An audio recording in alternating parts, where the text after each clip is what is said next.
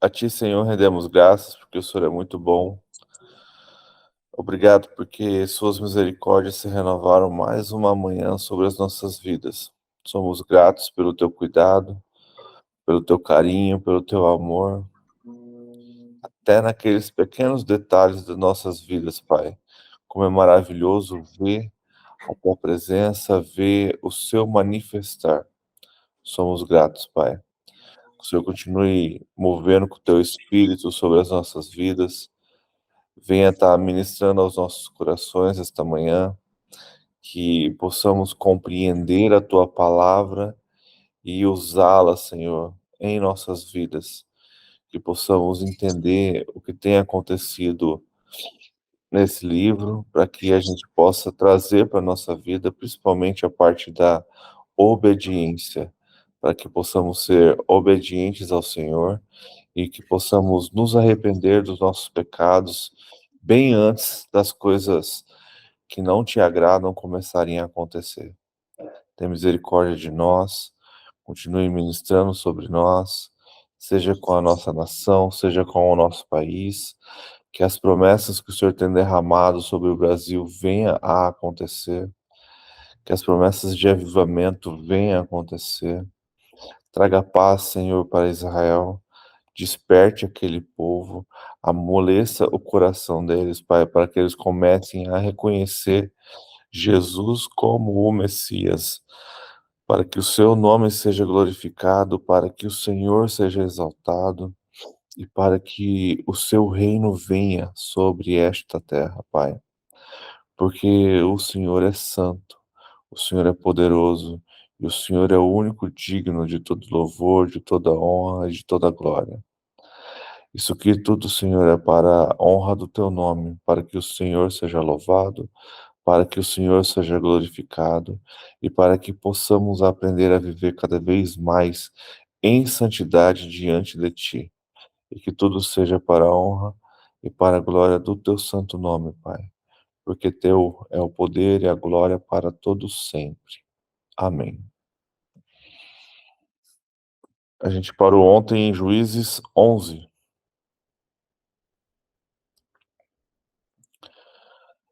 A gente vai ler sobre Jefité. A gente leu ontem Abimeleque. E aí é bem interessante que o capítulo 10 termina com eles, eh,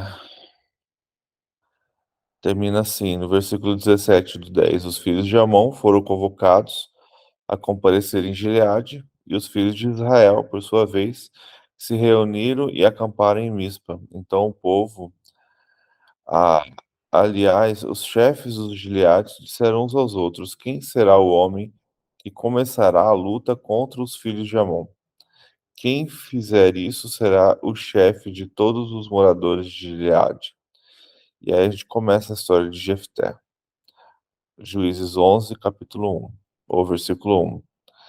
Jefté, o gileadita, era homem valente, porém filho de uma prostituta. O pai dele se chamava Gileade. Gileade também teve filhos de sua esposa. Seus filhos cresceram e expulsaram Jefté, dizendo: você não herdará nada na casa do nosso pai, porque é filho de outra mulher. Então Jefté fugiu da presença de seus irmãos e foi morar na terra de Tobi. Ali, alguns homens sem valor se juntaram a ele e o seguiam. Passando algum tempo, os filhos de Amon entraram em guerra contra Israel. Quando os filhos de Amon atacaram os anciãos de Gileade, quando os filhos de Amon atacaram, os anciãos de Gileade foram buscar Jefté na terra de Tobi e disseram a Jefté: venha ser o nosso chefe, para, para podermos lutar contra os filhos de Amon. Porém, Jefté disse aos anciãos de Gileade: vocês não são aqueles que me odiaram e me expulsaram da casa de meu pai? Por que vem a mim agora quando estão em aperto? Os anciãos de Gileade responderam a Jefté: é por isso que agora estamos voltando a você. venha conosco e lute contra os filhos de Amon. Seja o nosso chefe sobre todos os moradores de Gileade. Então Jefté perguntou aos anciãos de Gileade: Se vocês me fizerem voltar para combater os filhos de Amon, e o Senhor os entregar nas minhas mãos, então eu serei chefe de vocês? Os anciões de Gileade responderam: O Senhor é nosso testemunha de que faremos como você diz. Então Jefté foi com os anciãos de Gileade, e o povo o pôs por cabeça e chefe sobre si.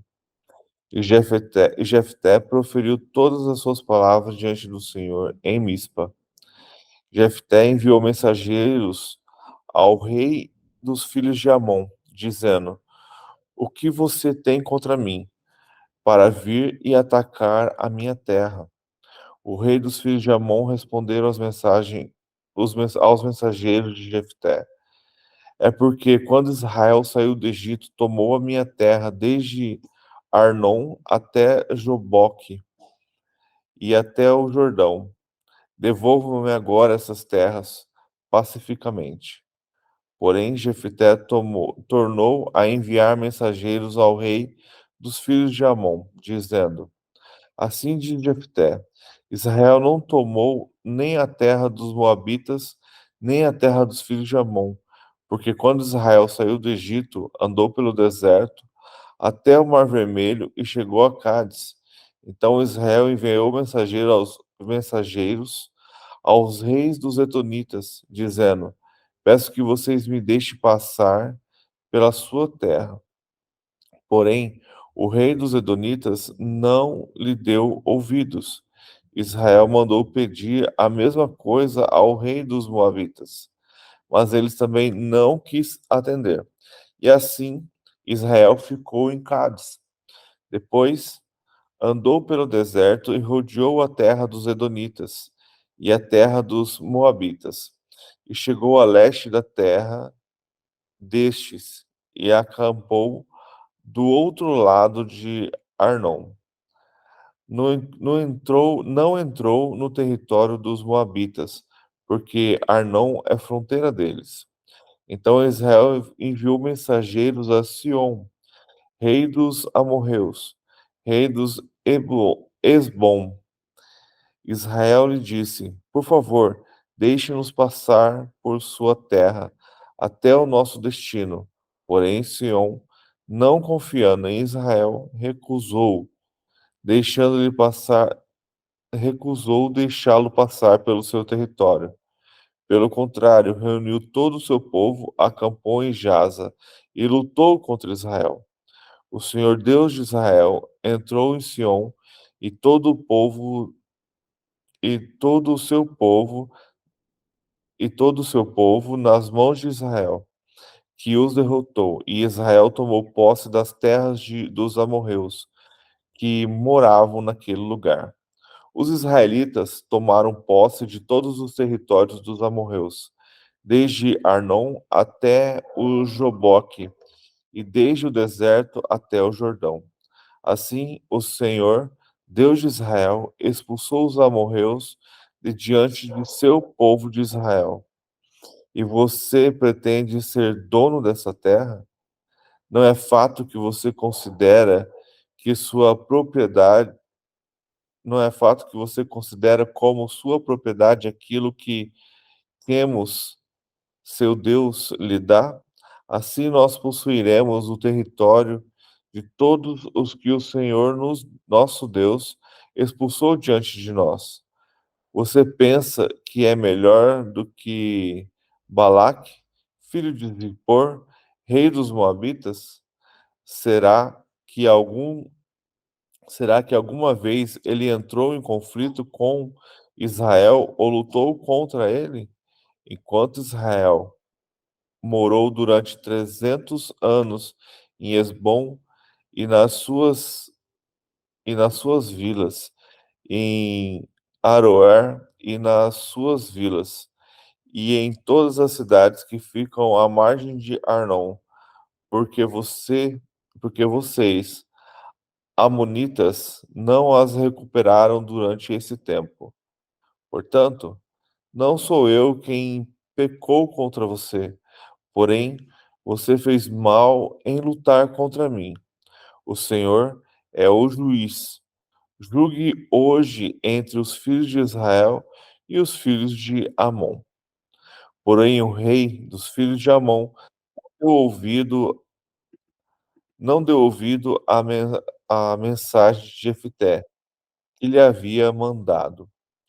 Estamos lendo Juízes, capítulo 11, versículo 29. Então o Espírito do Senhor veio sobre Jefté. Ele atravessou Gileade e Manassés e passou por Mispa de Gileade.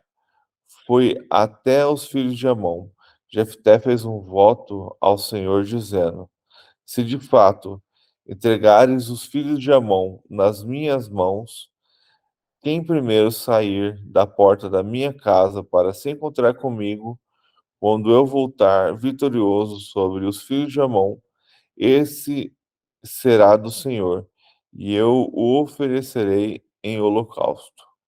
Assim Jefté foi de encontro aos filhos de Amon para lutar contra eles, e o Senhor os entregou nas mãos de Jefté.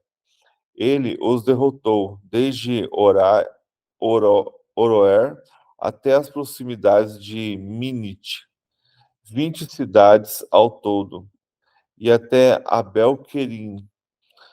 Foi uma grande derrota para os filhos de Amon, que assim foram subjugados pelos filhos de Israel. Quando Jefté voltou para sua casa em Mispa, a filha saiu ao seu encontro, tocando o tamborim e dançando. E ela era filha única. Ele não tinha outros filhos nem filhas. Quando Jefté a viu, rasgou as suas roupas e disse: Ah, minha filha, você me prostra, você me prostra por completo. Você passou a ser a causa da minha ruína, porque fiz um voto ao Senhor e não posso voltar atrás. E ela lhe disse: Meu pai, você fez um voto ao Senhor. Faça comigo segundo o voto que você fez. Agora que o Senhor o vingou dos seus inimigos e os filhos de Amon. E ele disse, e ela disse mais ao seu pai: Que me seja concedido isso.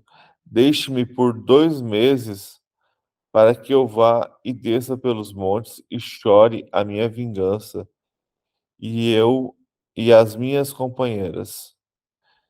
E o pai consentiu, dizendo: Vá. Deixou-a ir por 2 meses. Então ela se foi com as suas companheiras e chorou a sua virgindade pelos montes.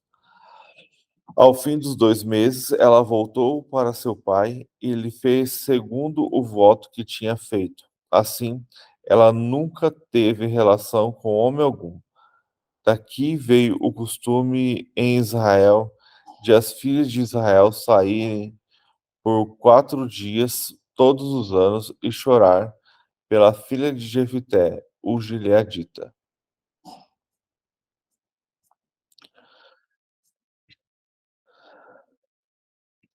Então a gente vê uma situação aqui bem interessante, né? Porque é aquilo que eu tenho aprendido sobre juízes, que Deus levanta juízes para libertar o seu povo, mas nem sempre concorda com suas atitudes e seus atos. A gente percebe aqui que Jefté ele foi rejeitado, né, pelos seus irmãos e depois é colocado de novo como chefe de Israel pelos anciãos. E quando ele sai para a batalha, ele faz uma promessa ao Senhor que o Senhor em nenhum momento pediu a ele. Então, o que acontece? O que que eu vejo aqui? Ele está tão acostumado com a costume e doutrina daquele povo que está ali em volta, com Baal e Asteroide, esse povo, que aí ele oferece um sacrifício que o Senhor não pede a ele. E aí ele faz esse juramento, essa promessa de que o primeiro que saísse à porta seria sacrificado ao Senhor. Promessa tola, né? Porque quem que ele acha que ia sair pela porta? A sogra?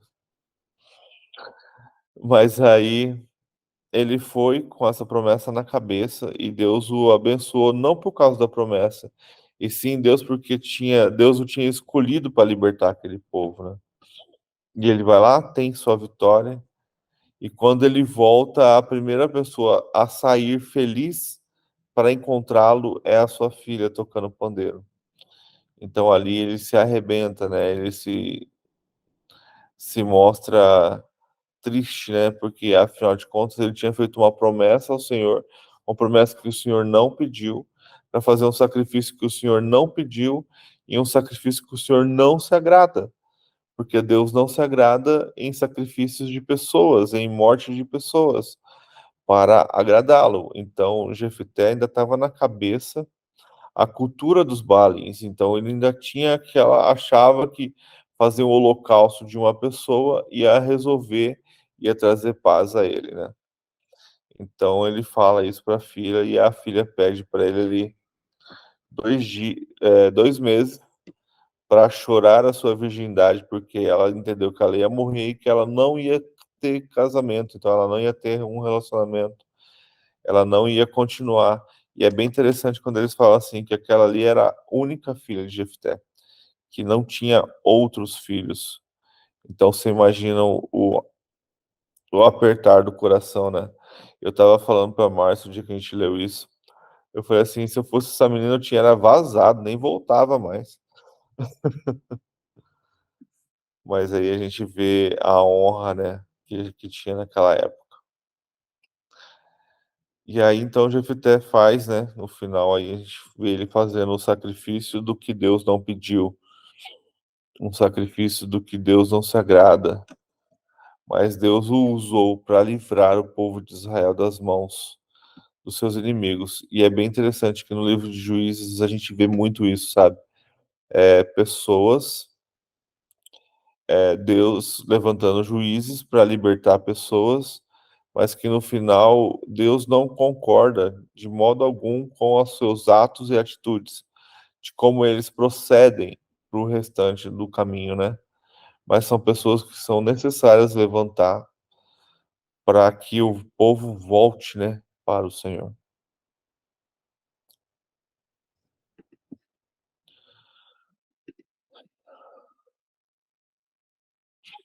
Vamos para o 12, então?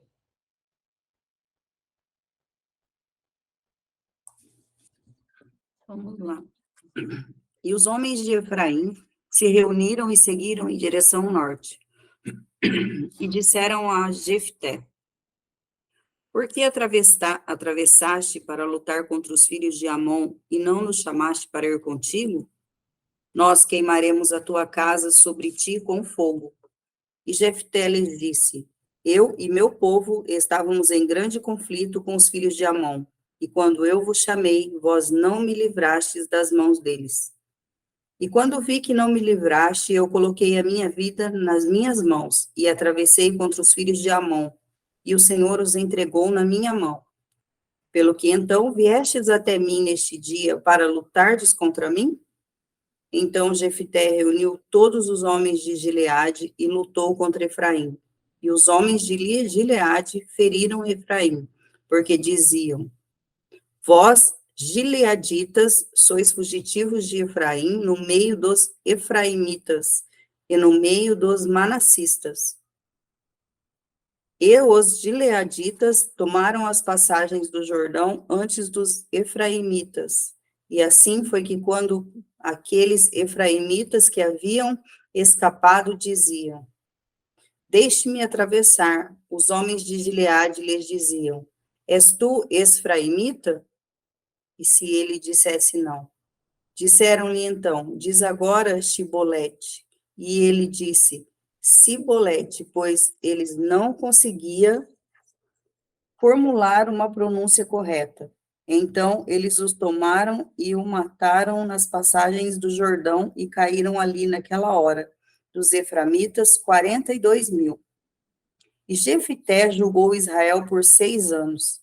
Então morreu Jefité, o gileadita, e foi sepultado em uma das cidades de Gileade.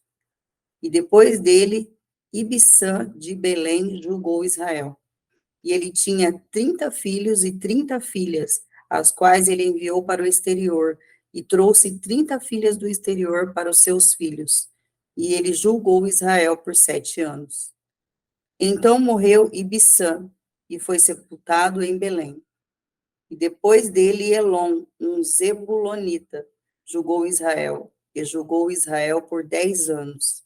E Elon, o zebulonita, morreu, e foi sepultado em Aijalon, na região de Zebulon. E depois dele, Abidom, o filho de Hilel, o piratonita, julgou Israel. E ele tinha 40 filhos e 30 netos, que montavam 70 jumentos potros, e julgou Israel por 8 anos. E Abidom, o filho de Hilel, o piratonita, morreu, e foi sepultado em Piratom, na terra de Efraim, nos montes dos Amalequitas.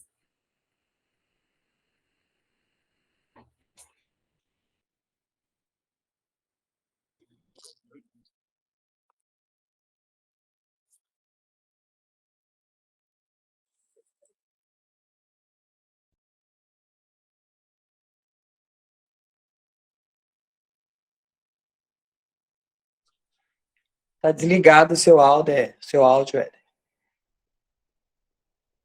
Tô aqui falando sozinho. A gente vê então aqui que é interessante uma pequena guerra civil, né, entre o povo de Gade e entre os povo de Efraim, né. Eu tenho aqui uma noção bem legal.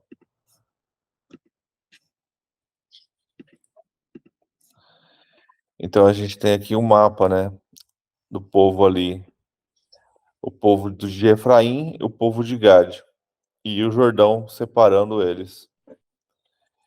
E aí eles estão aqui lutando por algo, né, lutando uma pequena guerra civil por ciúmes, porque o povo de Efraim não quis participar da guerra, ficou enrolando para ir para a guerra. Jefté foi para a guerra contra os amons, venceu a batalha, e aí depois veio o povo de Efraim com ciúme por causa daquilo ali.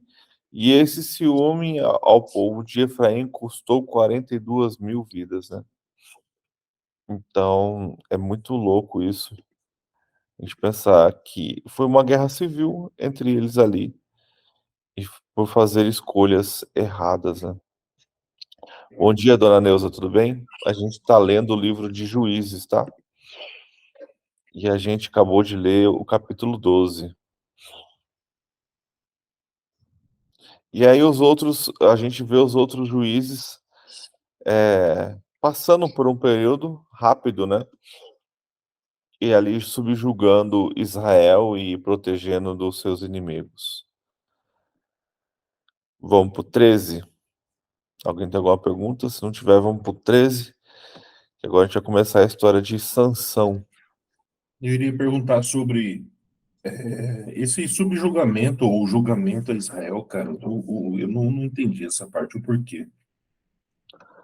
Funciona assim, ó. Onde que Israel entrou nessa história aí, o porquê? Funciona assim, ó. Quando Deus libertou Israel do Egito, Israel não tinha um rei, né? Mesmo que com Moisés sendo considerado um líder, mas não tinha um rei. E eu vejo que isso vem desde a época de Moisés. Por que que acontece? Moisés, depois que ele estava ali no deserto, ele sentava na sua tenda e atendia ao povo. E aí Moisés passava o dia inteiro atendendo a reclamação daquele povo. E aí, então, depois desse período, o sogro dele viu o que Moisés estava fazendo e falou: Cara, você vai morrer de cansaço desse jeito, porque é muita gente para você. Então, faz assim: faz líderes de 100, líderes de 50, líderes de 10, até chegar em você. E aí, então, vai chegar em você só aquilo que ninguém conseguiu resolver. Então, desde aquela época começou dessa forma. E aí, quando Josué entrega ali o povo, entrega as terras ao povo e fala assim, que a gente começa lá o livro de Juízes. Bom dia, Beth. Então, ali no começo do livro de Juízes, mostra Deus, ele separou, Bom dia.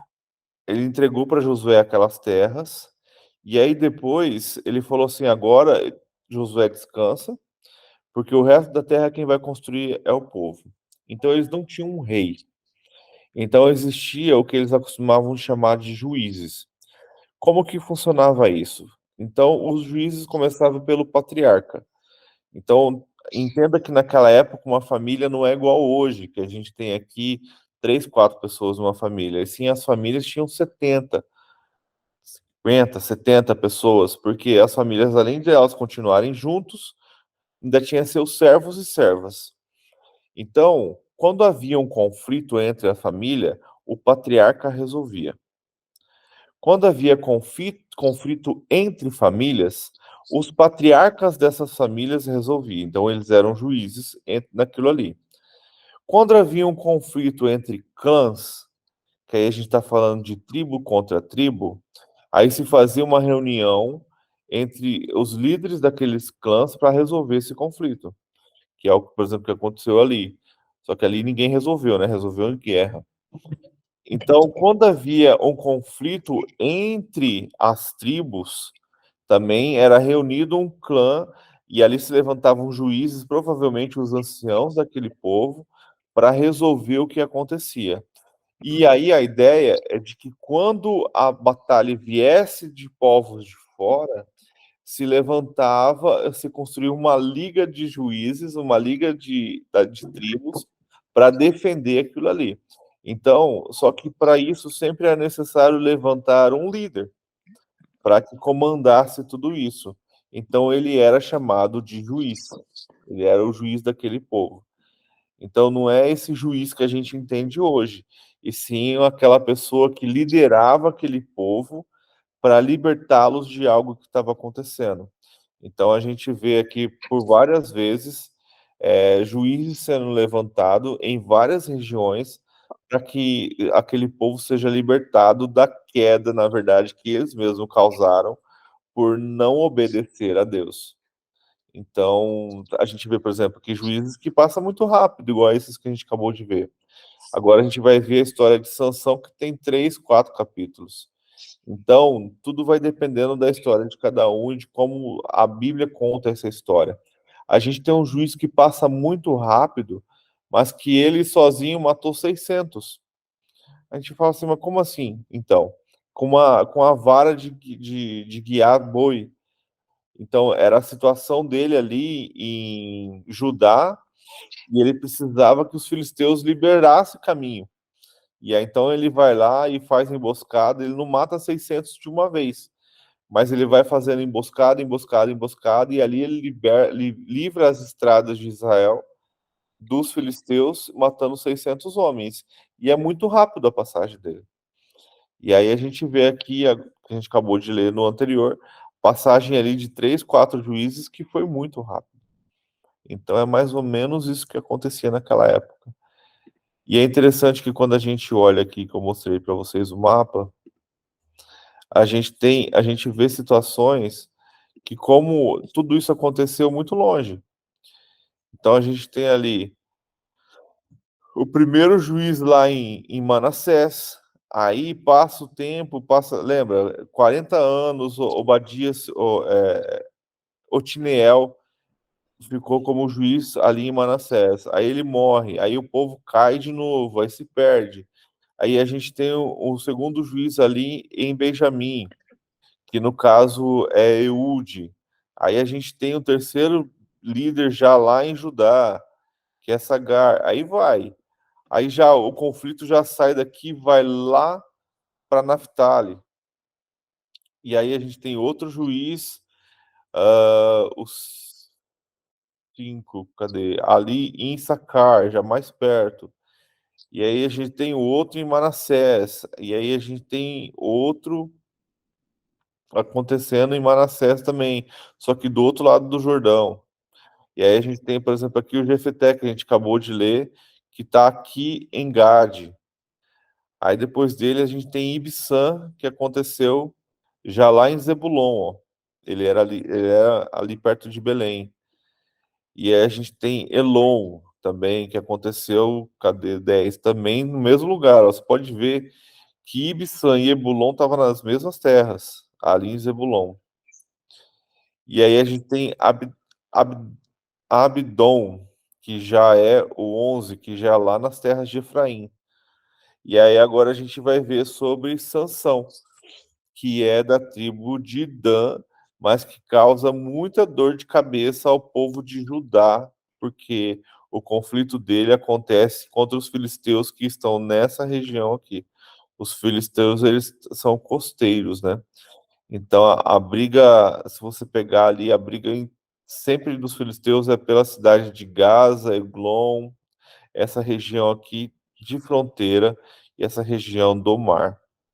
Então Sansão, ele está aqui na tribo de Dan e ele causa suas dores de cabeça aqui em Dan, mas ele foge para Judá. E quando ele foge para Judá, os filisteus vêm contra Judá atrás dele, então causa maior conflito ali. Então é a história que a gente vai ver agora. Entendeu? Deu para dar uma esclarecida? A gente até leu um pouco disso nos primeiros, né? Sim. Você falando foi clareando aqui. Isso tem acontecido até hoje, né? Você diz? O conflito. O conflito ali é eterno, né? Até Jesus voltar, não tem jeito não. Israel é o centro da terra, cara. Todo mundo quer Israel, todo mundo quer destruir Israel. E Ontem aí, mesmo foi feio lá o que está acontecendo. então, e eu tava até conversando com a Márcia, a ideia isso é intensificar. E vai aumentar até que surja aquele cara que vai trazer paz, né, para Israel, uma falsa paz. E aí, Ele vai confundir a todos, né? E aí, quando você ouvir de paz em Israel e a construção do terceiro templo, pode começar a contar. E a volta. E tá aumentando, né? Tá intensificando, as dores estão aumentando. E é engraçado que é um povo que passou por tanta batalha, já tecnicamente, por ser tão pequeno, já era para ter sido eliminado, né?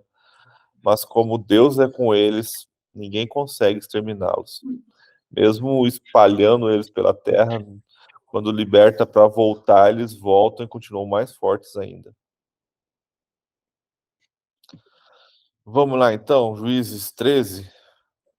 Já? Nossa, perdi tudo isso? A senhora perdeu tudo isso. Ai, Jesus me perdoa. O caixão é sério, cara. É sério. Ai, mas hoje eu fiquei bravo com esse caixão, hein? Nossa. Vocês Pode ler. passaram por tudo, falaram tudo sobre Jefté, olha só. Sim, senhora. Foi muito legal a história dele, né? É, mais ou menos. É, um líder fora da lei, né? É, Consequência de pecado e tudo. Eita, um líder sem noção. tem noção. Vambora. Vocês leram tudo de uma vez? Porque foi muito rápido. Não, pô, você entrou. Não fala essa parte. Porque eu demorei 47 minutos para entrar, tá bom. Vamos lá, ainda bem que eu peguei um pedaço, oh meu Deus. Posso ler? Pode? 13? Isso. O nascimento de Sansão. Os filhos de Israel tornaram a fazer o que era mal aos olhos do Senhor. E por isso ele os entregou nas mãos dos filisteus durante 40 anos. Havia um homem de Zorá, da linhagem de Dan, chamado Manoá, cuja mulher era estéril e não tinha filhos. O anjo do Senhor apareceu a essa mulher e lhe disse: Eis que você é estéril e nunca teve filhos, mas você ficará grávida e dará à luz a um filho. Por isso tenha cuidado, não beba vinho, nem bebida forte, e não coma nenhuma comida impura, porque eis que você ficará grávida e dará à luz a um filho, sobre cuja cabeça não passará navalha.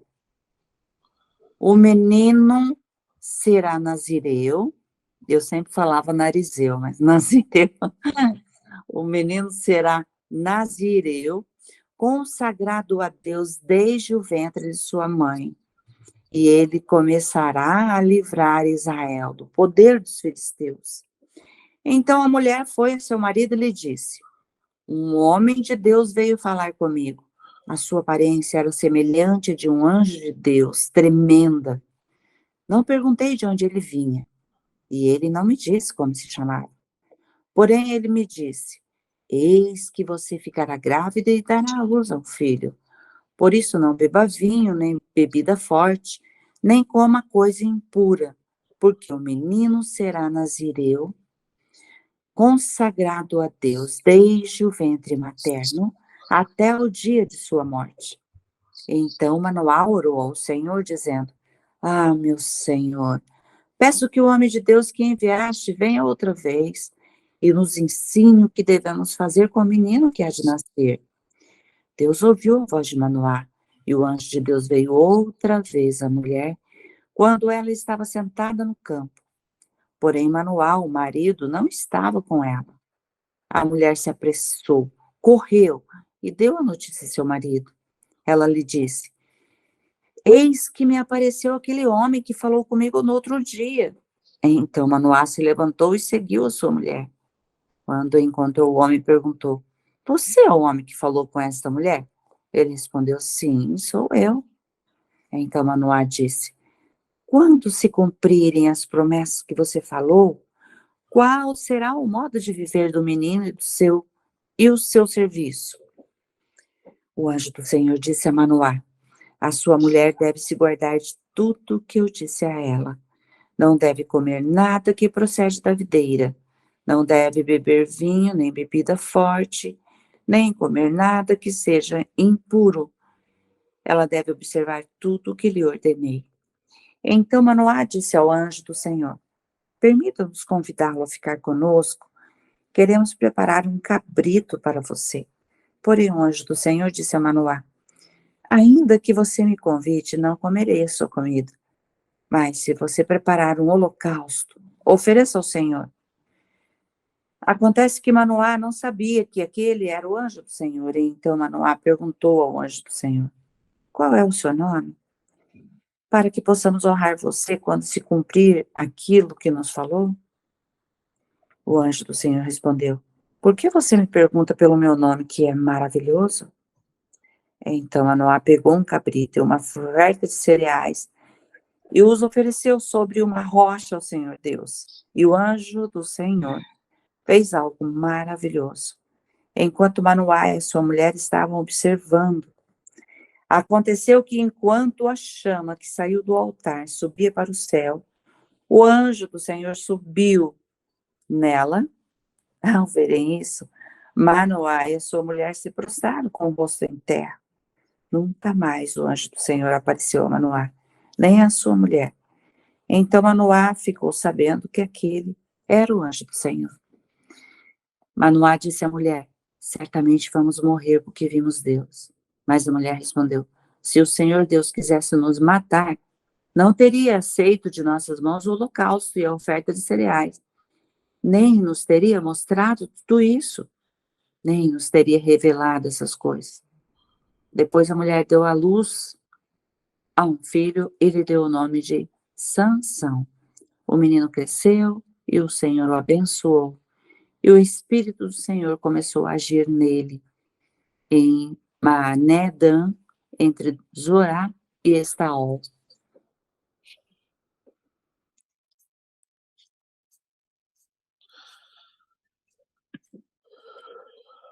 Eu acho bem legal. A gente sabe que quando fala aqui que é o anjo do Senhor, a gente já entende hoje que é o próprio Jesus, né?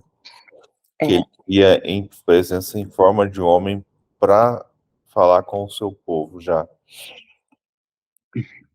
E é interessante que ele vem falar com ela, né?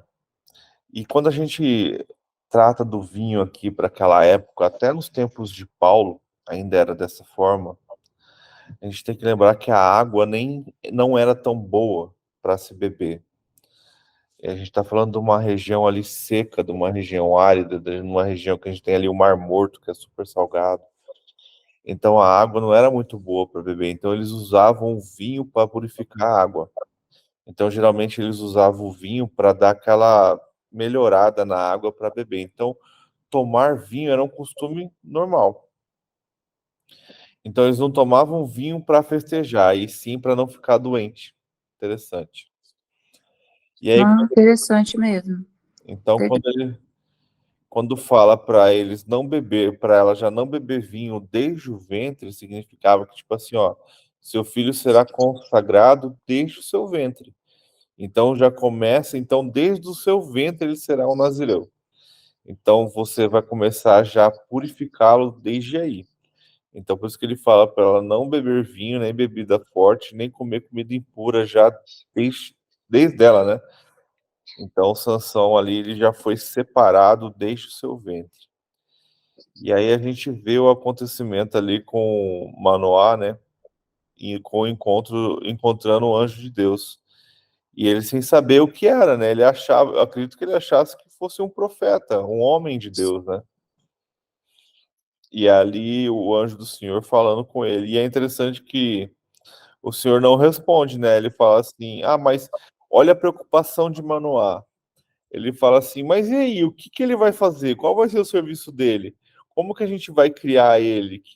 Quem ele vai ser?" Aí o anjo fala: "Não, só fala para ela fazer o que eu mandei." Tipo assim, não se preocupa com isso, não é essa a sua função. A sua função é criá-lo, separá-lo dessas coisas, não usar lâmina nele, né? Não cortar cabelo, provavelmente nem barba. Não deixar que ele beba o vinho, comidas estranhas. Então ele tinha este voto, né, que a gente chama de Nazireu. Hoje tem muita gente que faz, tem judeus até hoje que faz, mas não voto como o de Sansão. É muito difícil achar alguém que faça um voto de Nazireu como o de Sansão, porque Sansão foi Nazireu do início ao fim, né? Ele era a maneira para que o Espírito do Senhor fosse sobre ele, é que ele se permanecesse afastado dessas coisas, do vinho, de bebida forte, de comida impura, do seu corte de cabelo. Era o voto que ele tinha desde o nascimento. Hoje você encontra pessoas fazendo esse voto de Nazireu, que seria como fosse um sacrifício, né, ao Senhor, uma oferta ao Senhor, mas geralmente de um ano, por aí assim. Ou então até aquela promessa que é se cumprir, por aí vai.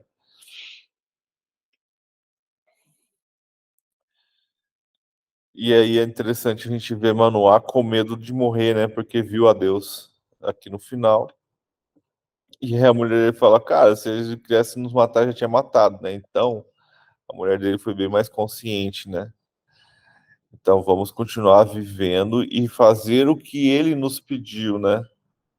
Para que a gente possa ter esse filho e, e ser abençoado, né? Como aqui todo mundo é adulto, eu estava conversando com o Vladek quando a gente estava lendo sobre isso. Eu falei: só faltou estar escrito aqui agora, vai lá e faça o filho, né? Por favor. Senão não adianta nada.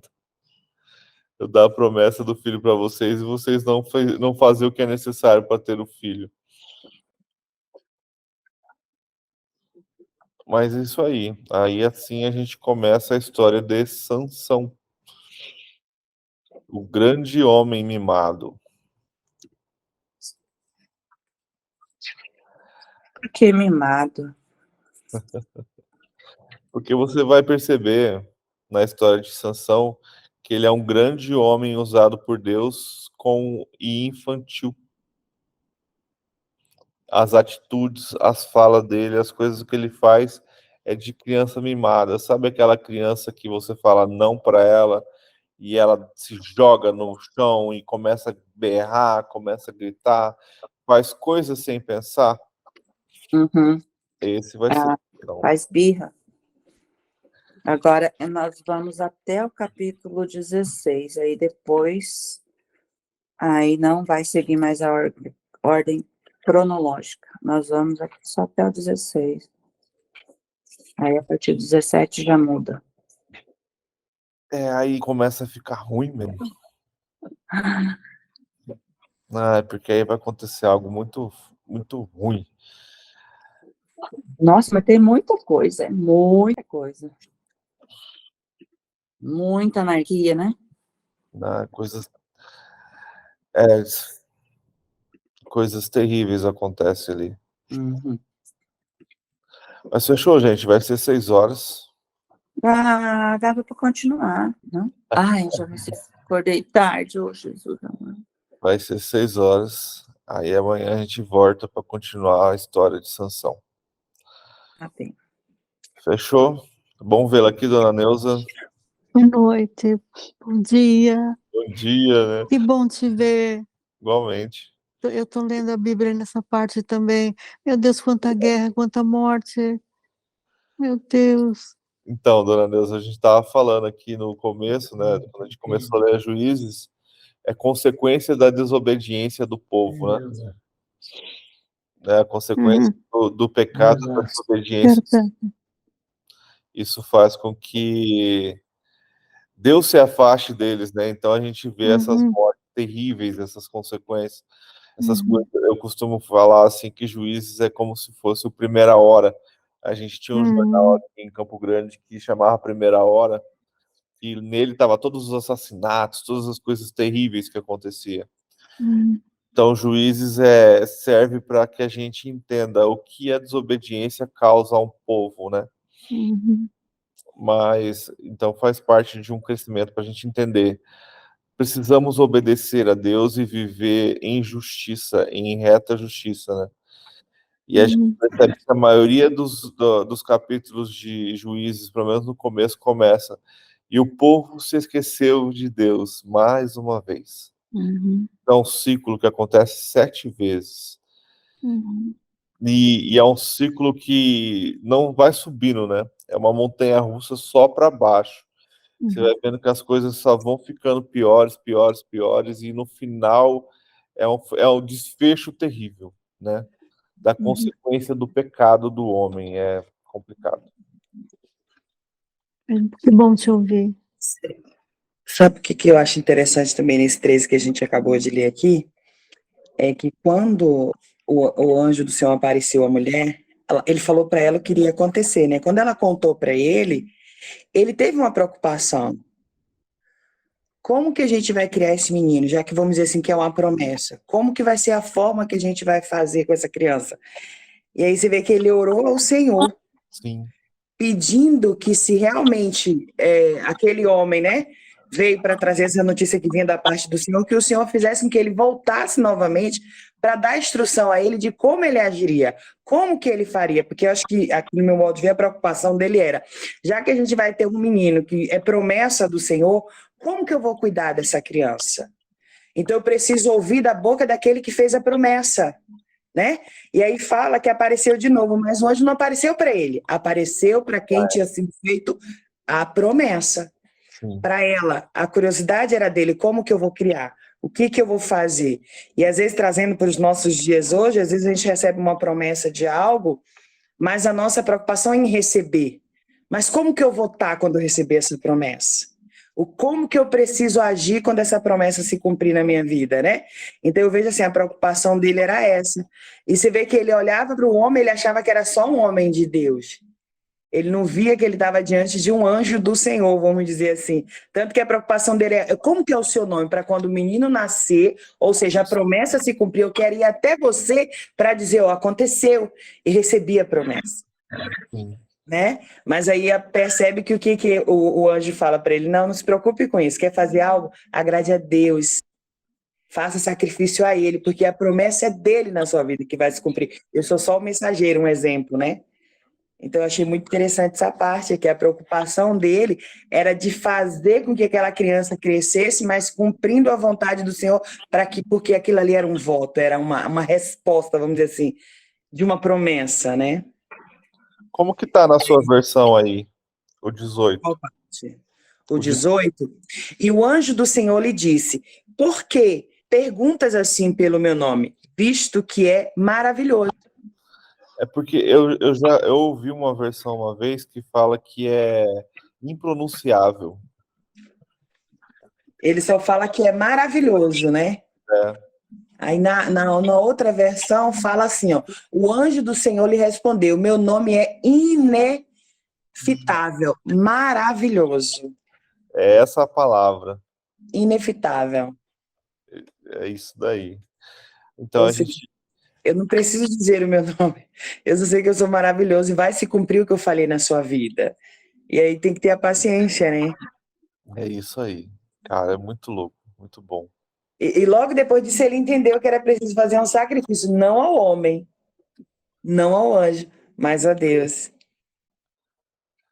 E, cara, ele queria ver o nome, ele teve o privilégio de ver o anjo subir aos céus. Ele queria saber só o nome. Vê? Já pensou, cara? Você tá ali, o holocausto, olhando para aquele, de repente aquele cara entra no meio do fogo e vai embora. Nossa. A chama do altar para o céu, e o anjo do Senhor subiu na chama do altar.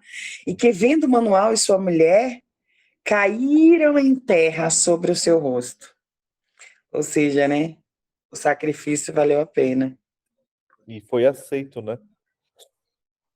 E o mais engraçado é que depois no 21 vai dizer, e nunca mais apareceu o anjo do Senhor a Manoá, nem a sua mulher. Então compreendeu Manoá que era um anjo do Senhor, porque nunca mais voltou, só veio fazer a promessa. Só que eu acho interessante quando você colocou ali também que ele ouviu, né, a oração de Manoá. Exatamente, trouxe a resposta. Mas aí Entendeu? o que eu achei interessante é que ele ouviu a oração, mas não trouxe para ele o anjo novamente, trouxe para a mulher. A promessa era dela, era para ela, vamos dizer assim. Ele queria saber como que eu vou cuidar como co-participador dessa promessa, vamos dizer assim. Qual vai ser a minha parte, né? Mas a promessa era para ela, tanto que apareceu para ela, através da oração dele. Isso. Olha a interpretação. Putz. E é interessante que é igual Sara, né? A promessa do filho da promessa era para ela e não para Abraão. E aí diferente daqui, né? E as duas eram estéreis, né? É muito massa, cara, você pensar assim, quando você vê como Deus age nos pequenos detalhes das coisas. E quando há uma promessa, se cumpre, né? A gente precisa só orar. É mais ou menos isso. Top demais, gente. A gente volta amanhã, se Deus que assim quiser. Pode orar, Neide, pela gente? Para finalizar? Senhor Deus, amado Pai, te rendemos graças nessa manhã, Senhor, porque mais um dia o Senhor nos coloca de pé. E isso é motivo, ó Deus, de agradecermos, porque o Senhor tem cuidado, tem nos sustentado na medida do que precisamos. Peço a Ti, ó Pai, que direcione os nossos dias hoje, Espírito Santo, que o Senhor venha estar totalmente no controle do nosso dia hoje. E que venhamos ter, meu Pai, essa percepção de entender e compreender quando o Senhor enviar um anjo a falar conosco, Pai. Porque mesmo nos dias de hoje sabemos, ó Deus, que o Senhor envia quando o Senhor deseja nos mostrar ou alertar ou avisar sobre algo. Então, Pai, que o Senhor venha direcionar tudo em nós. Senhor, que a cada dia possamos diminuir mais e mais para que o Senhor cresça, meu Deus. Que o Senhor venha, Pai, crescer cada vez mais em nossas vidas e que possamos testemunhar quão bom e perfeito é o amor do Senhor para com cada um de nós. Senhor, abençoa a nossa casa, abençoa o nosso lar, abençoa a nossa família, Jesus. Que o Senhor cumpra as promessas do Senhor na vida de todos os nossos entes queridos, ó Deus. Aqueles que o Senhor separou e escolheu, terna do ventre das nossas mães. Senhor, te agradecemos por hoje, Pai. Te agradecemos porque o Senhor nos dá saúde, o Senhor nos dá vigor. Então temos motivos de agradecer. Tira das nossas bocas murmuração, reclamação, espírito contrário, Senhor. Que venhamos estar, meu Deus, apercebidos ao querer e à vontade do Senhor. Jesus, que hoje seja um dia exponencial, de crescimento, um dia onde o teu Espírito possa nos conduzir de maneira a sentir a tua presença em tudo, Senhor, porque a tua palavra diz, ainda que passar pelo vale da sombra da morte, mas a palavra é passar e não ficar. Então, que hoje, Espírito Santo, o Senhor venha nos guardar da seta do maligno, que hoje o Senhor venha nos guardar de toda e qualquer invertida contrária, mas que o Senhor venha abençoar o nosso dia poderosamente, porque temos o hoje para viver, o amanhã te pertence, meu Deus, o ontem não podemos voltar, mas que venhamos entender e exponenciar o dia de hoje, em nome de Jesus. Amém.